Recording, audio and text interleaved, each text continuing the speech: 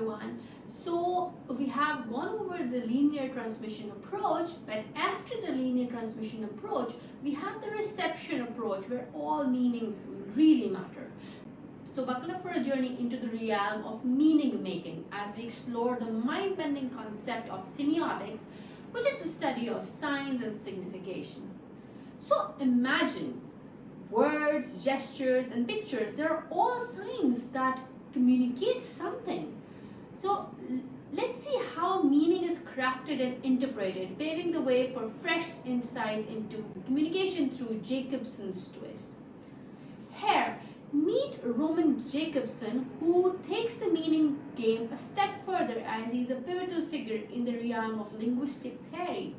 So let's delve into Jakobson's classic model, which is an intellectual treasure trove that unveils the multifaceted dimensions of communication.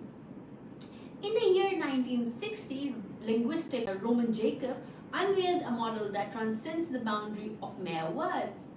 At its core, this model captures the essence of how messages flow from an addresser to an addressee, traversing the realms of context and the core.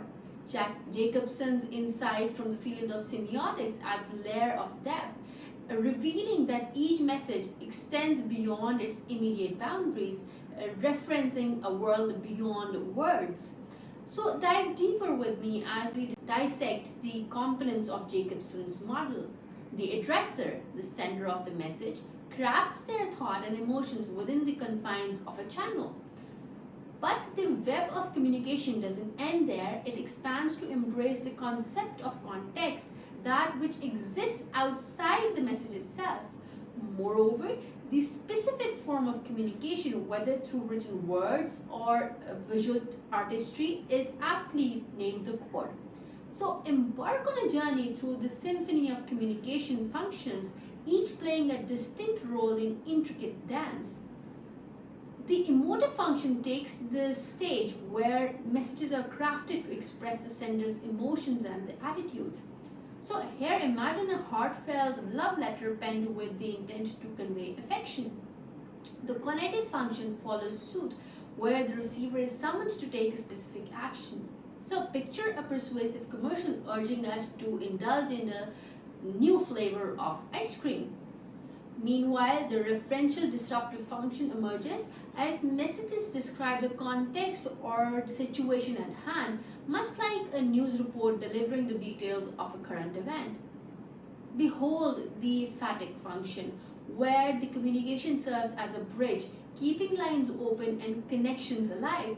Think of those coffee dates with friends where the words exchanged are more than conversations, they're a bonding ritual. And then the poetic function, where the communication transcends mere utility, becoming an aesthetic masterpiece, just like a captivating painting that captivates the senses. Our exploration wouldn't be complete without the metalingual function, where communication becomes a guide to decipher the codes we use. A dictionary, a discourse, an explanation like the one you're witnessing now, all fall within the realms of metalingual marvels. Through Jakobson's model, we stand at a crossroad. This intricate tapestry of communication functions, significations, and meaning construct a landscape vastly different from the linear transmission model which we have encountered before. So our quest doesn't really end here. It's a stepping stone to the third perspective that awaits our exploration, offering a new angle through which to view our field. So join me as we venture forth into the uncharted territory of communication's cultural and social dimensions. So stay tuned.